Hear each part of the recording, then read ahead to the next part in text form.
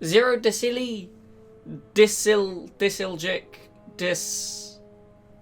the Hutt was a Hutt crime lord who was high up in the Hutt clan and uncle to Jabba the Hutt. However, he got quite a name for himself after kidnapping Jabba's son, Rafa the Hutt, and trying to assassinate Padme Amidala. Today, we're going to do an unusual video on an unusual character, but hey ho, here we go. Sit back, relax, and have a clatoon paddy frog. Welcome to Star Wars Timelines.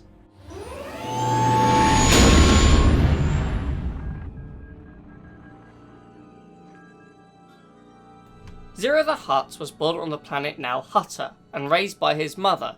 He also had a brother named Ebor and a father.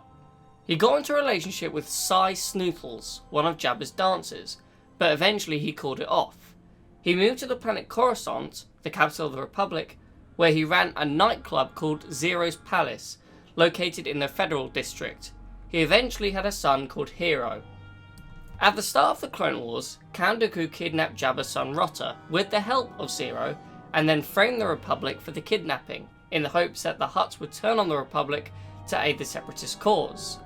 Jabba contacted the Republic for aid before Dooku got a chance to frame the Republic, and the Council dispatched Anakin Skywalker and his new Padawan Ahsoka Tano to see the mission complete. Anakin and Ahsoka track the Huttler to Teth, where Dooku sees his chance to frame Anakin for the kidnapping.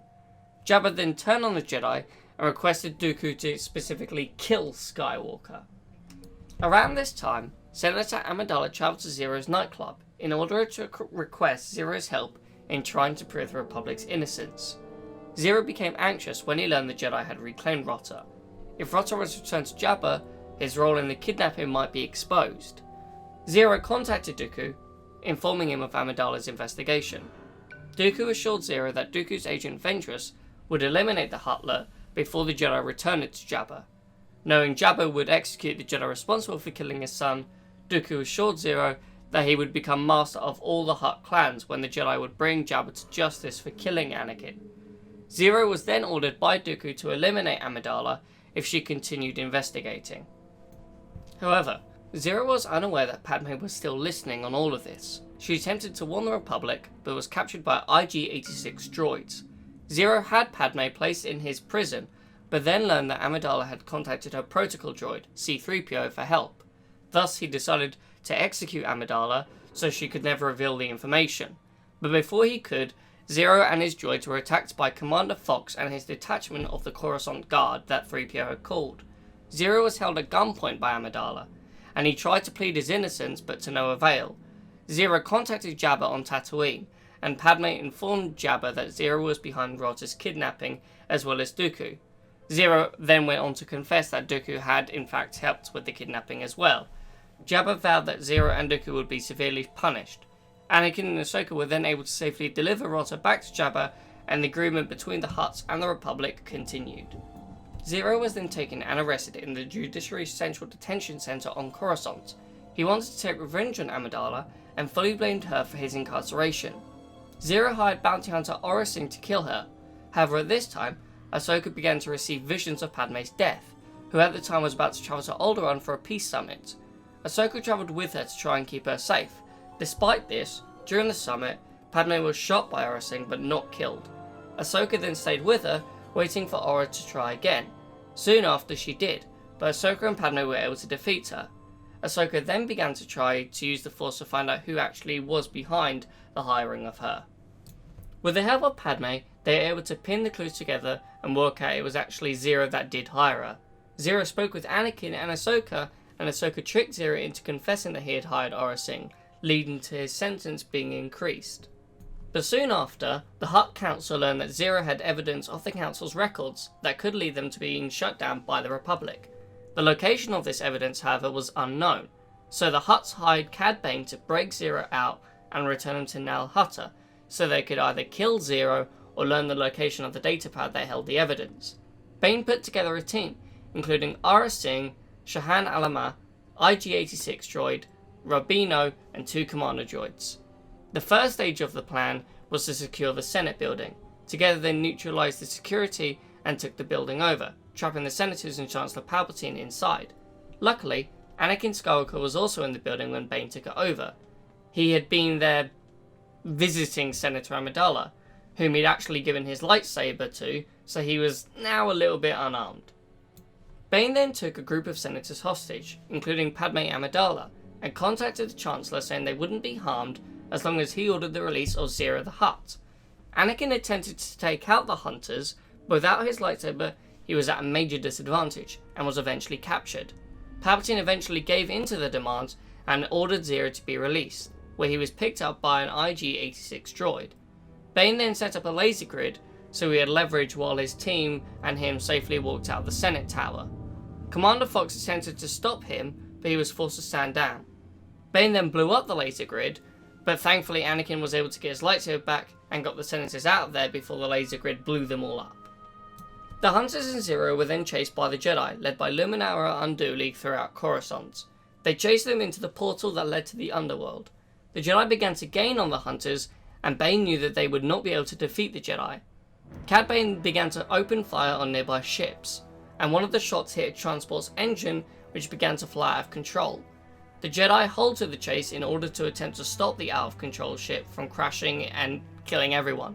However, they were unable to do so, and the ship crashed into the home of the Martez family, killing the Martez parents. The children, Trace and Rafa Martez, however, were able to survive.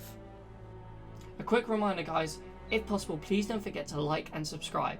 It really means a lot to me and helps me continue to make content like this.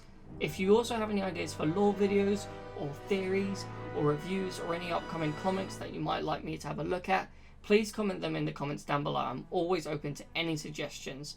Again, they can literally be as wild as you want. Like, I'll literally do a lore video on what happened to Jar Jar Binks after Revenge of the Sith. He became a bit of a clown. I mean, he was a clown before, but now he's more of a clown. I'll save that for the video. Comment down below if you want me to do that or something. Anyways, on to the video. With that, Cad Bane was able to get Ziro off-world and deliver him to the Hutt Council on Nal Hutta. Quinlan Vos learned that Bane had taken him to the Hutt homeworld and informed the Jedi Council. The Jedi dispatched Obi-Wan and Vos to Nal Hutta in order to bring Ziro back to Coruscant. Meanwhile, the Hutt Council continued to try and get the location of the Council's records off of Ziro, who refused and informed the Hutts that if they did kill him, he'd have the records dropped at the Republic's Senate. So the Hutts threw Ziro into a prison cell instead. However, Ziro was reunited with Snootles, who agreed to help Ziro break out. At the same time, Obi-Wan and Vos met with the Hutts, who claimed they did not know the whereabouts of Ziro. The Jedi, knowing that the Hutts were lying, then carried out their own investigation, but discovered Ziro had escaped Hutt captivity. They then began to pursue Ziro, and the Hutts shortly later learned of Ziro's escape themselves and sent Cad Bane to bring Ziro back. Ziro then went to his mother's residence, where she gave him her starship so that he could get off Nal Hutta and make for the planet Teth. Quinlan and Obi-Wan followed Ziro's trail and learned from his mother where Ziro was going. Upon arrival, Ziro travelled to his father's grave. There, it was revealed that Ziro had actually kept the records in his father's grave. However, at this point, Sai revealed that she was working for the Hutts the whole time and killed Ziro, fleeing Teth with the records to return them back to the Hutts. When Obi-Wan and Vos arrived, they found Ziro's corpse. Bane arrived shortly after. At first, Kenobi and Vos blamed Bane for it, but Bane said that it wasn't his doing.